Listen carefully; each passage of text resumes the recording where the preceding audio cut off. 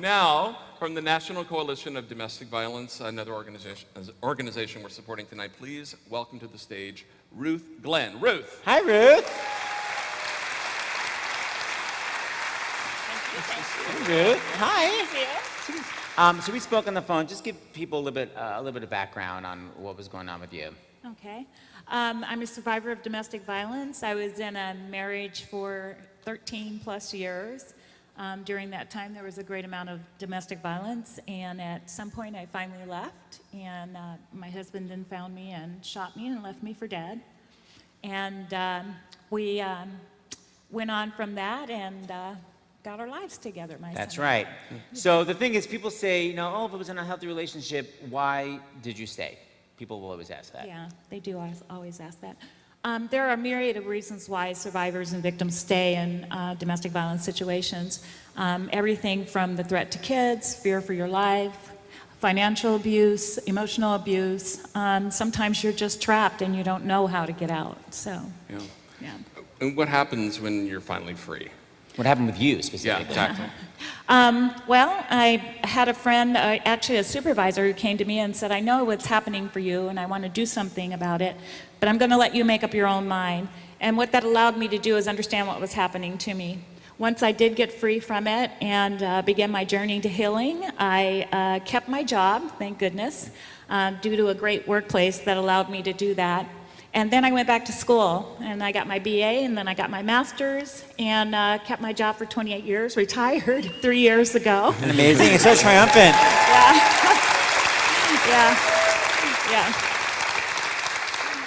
So it sounds like, basically, when it was happening with you, there was kind of no way to get out. So I'm hoping things are different now, and if they are, how are they different? Yeah. They are different. There's still a lot of work to be done, but awareness is one of the key factors. Education about domestic violence in the workplace and in the homes and with police officer training, and the list goes on and on. What do you mean by education in the workplace, let's say? Like, Yes. what does that mean? Workplaces did not used to be equipped to deal with victims or perpetrators in the workplace.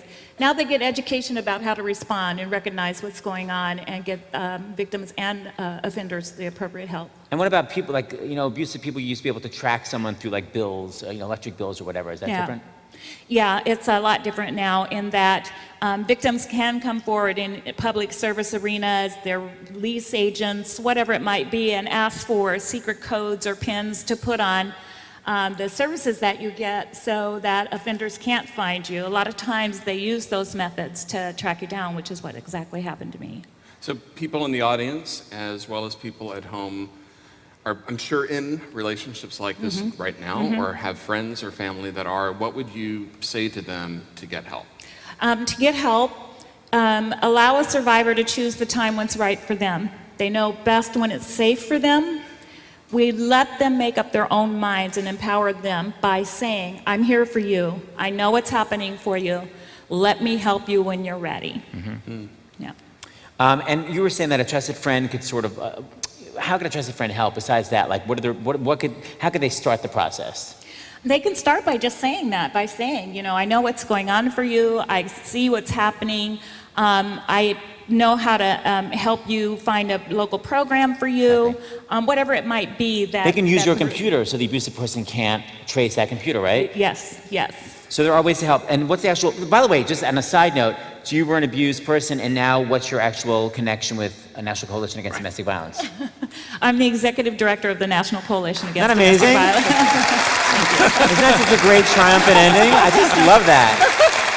So, and what is your website so people at home can check you out? It's www.ncadv.org. You can also find information, resources, and a myriad of things to help you help victims and survivors, and certainly for victims and survivors to find the resources that they need.